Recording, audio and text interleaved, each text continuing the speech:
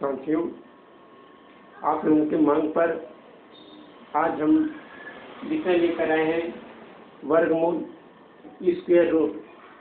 इस square root में हम 5 अंकों का वर्गमूल बहुत ही आसानी से ज्ञात करके आपको बताएंगे। आप लोगों ने जो मांग किया था कि सर 5 अंकों का वर्गमूल हम बहुत सरलता से कैसे प्राप्त करें, इसे बताइए। तो आज हम उसी विषय को लेकर आ रहे हैं।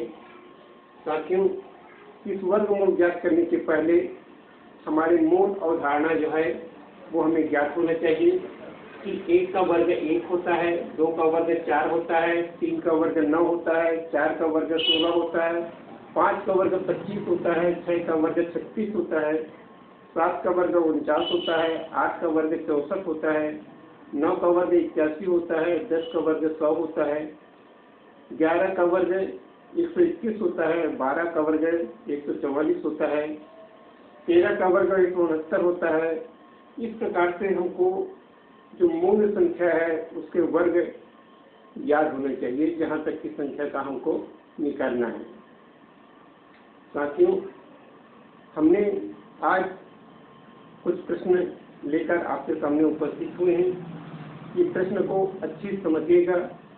जो पहली बार इस वीडियो से जुड़ रहे हैं वो मालिक राम वर्मा चैनल को सब्सक्राइब कर लीजिएगा और बेल आइकन को दबा दीजिएगा, जिससे समस्त वीडियो आपके पास प्रतिदिन पहुंचते रहे।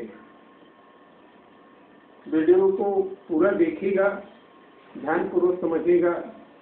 जहाँ पर आपको कुछ शंका होगा आप कमेंट बॉक्स में लिखकर हमें भेजेंगे, हम उसके समाधान नेक्स्ट वीडियो में आपको देंगे। चलिए हम देखते हैं वर्गमूल 5 अंकों का किस प्रकार से ज्ञात करते हैं। बहुत ही आसानी से हम इसको हल करके आपको बताने जा रहे हैं। हमारे पास पहला प्रश्न है 12,769। ये प्रश्न है 5 अंकों का। तो 5 अंकों का सबसे पहला एक जोड़ा बना लेते हैं इकाई तरफ से। इकाई तरफ से जोड़ा बनाएंगे और इकाई तरफ से जो जोड़ा बनेगा उसमें हम ये ध्यान रखेंगे, जब 5 अंकों का है तो इसका उत्तर 3 अंकों में आएगा। देखिए 2-2 का जोड़ा बनाएंगे तो 1 जोड़ा बनेगा, 2 जोड़ा बनेगा, 3 जोड़ा बना, अर्थात इसका उत्तर 3 अंकों में हमको प्राप्त होगा। 12,769 है तो इसके सबसे पहले इकाई में कौन सा अंक है ये देखेंगे। सिर्फ पहली प्रक्रिया हमारी है कि हम इकाई के अंकों का इसको ध्यान में रखेंगे। इकाई के अंक में जो अंक आया है यहाँ देखेंगे 12,769 में 9 लिखा हुआ है इकाई में। तो हम ये देखेंगे कि इकाई में 9 यहाँ पर कहाँ पर आया है, ये देख लेते हैं। तो इकाई में 9 जो आया है वो कहाँ पर आया है, 7 में आया है। कहाँ पर आता है, 7 में आता है। और दूसरा किस में आता है, 3 में आता है। तो हमारा पहला उत्तर हो जाएगा 3 या 7।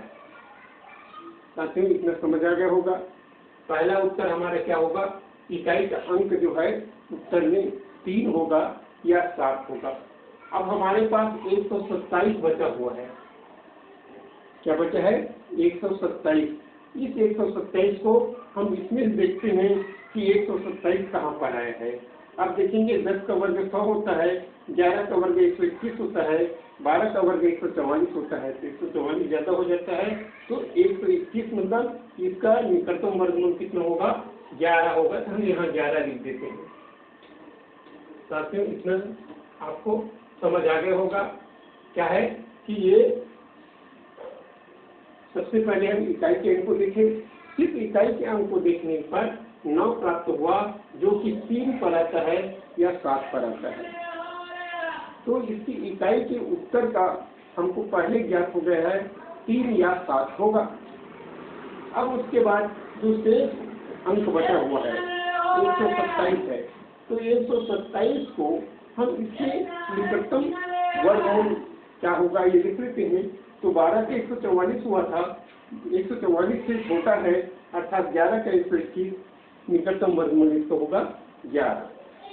अब हमारे पास विलोकन सूत्र से हम उत्तर ज्ञात कर लिए हैं, 113 होगा या 117 होगा। अब हमको एक और उत्तर अगर ज्ञात करना है तो हम इसके मध्य के अंक को लेते हैं 115 का वर्ग। साथियों 115 का वर्ग हम बहुत ही आसानी से ज्ञात करते हैं, किस विधि से? विलोकनों एकाधिकन पूर्वण से। तो कितना हो जाएगा? 5 पंचे 25 और 11 12 132। 115 का वर्ग है, तो 115 का जब वर्ग 13,225 होता है और हमारे पास अगर प्रश्न है 12,779 जो 13,225 से कम है, अर्थात 115 से उत्तर हमारा कम होगा, अर्थात उत्तर क्या होगा हमारा? 113 प्राप्त होगा। साथियों ये समझ आया कि इसके मध्य में जो अंक है जिसको हम एकाधिकन पूर्वण से वर्ग करते हैं, तो 5 पंचे 25 और 11 12 132। तो 132 25 से ये छोटा है, इसलिए 115 से उत्तर छोटा होगा। तो हमारा सही उत्तर क्या होगा? 113। यहाँ तक समझ आ गया होगा। चलिए इसी प्रकार से हम दूसरा प्रश्न को भी हल करते हैं। हमारे पास अब प्रश्न है 13,689। ध्यान से समझिए, बहुत ही सरल प्रश्न है। तो इकाई में अगर यहाँ 9 है तो यहाँ भी 9 था, तो दोनों में अगर 9 है तो 9 का उत्तर हमने पहले बता दिया था कि इकाई में अगर 9 है तो इसकी इकाई का उत्तर क्या होता है? 3 या 7। तो यहाँ भी लिख देते हैं 3 या 7। इकाई का उत्तर हमको प्राप्त हो गया। अब हमारे पास बचा क्या है? 136। क्या बचा है?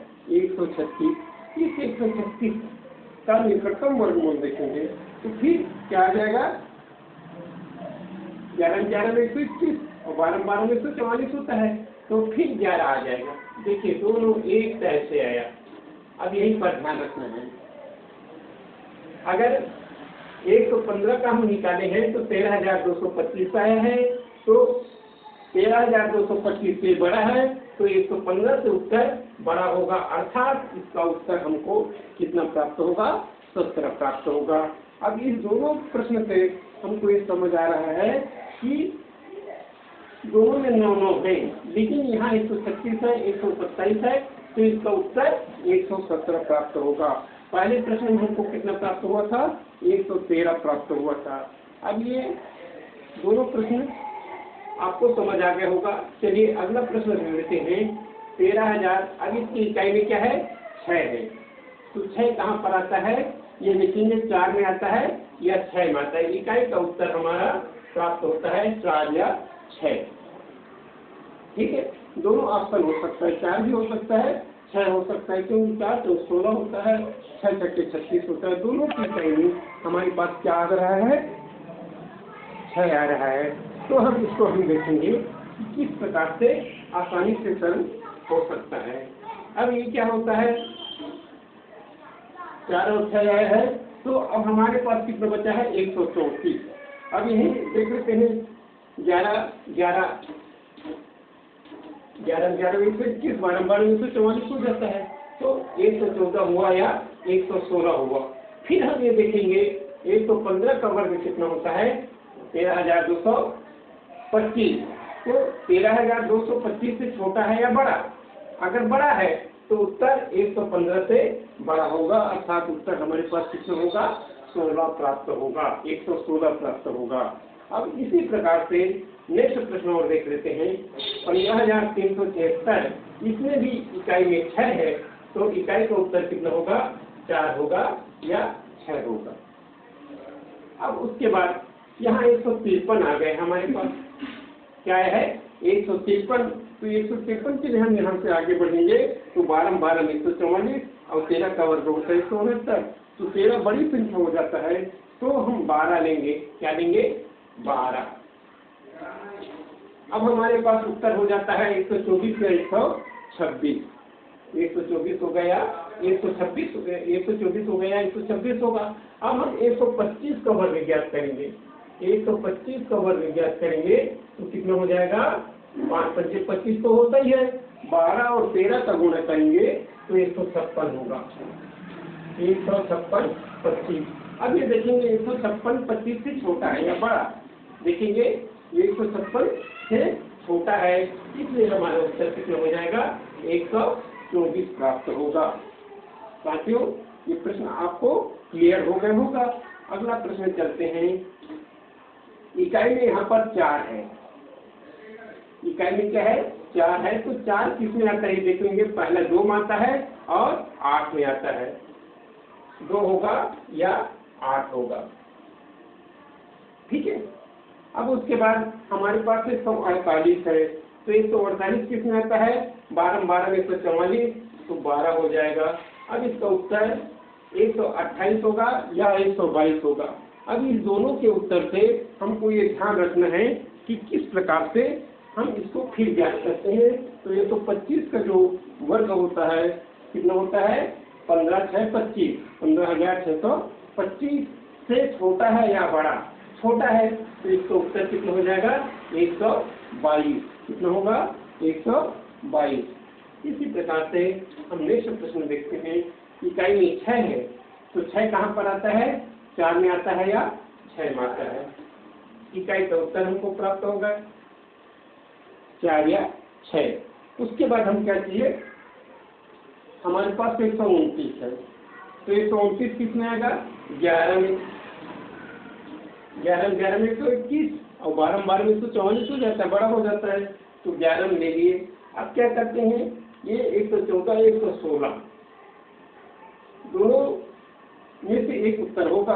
अब हम उत्तर देखेंगे 115 का वर्ग से, इसके वर्ग से 115 के वर्ग, 115 का वर्ग कितना हुआ था, 132 25, कितना हुआ था, 132 25।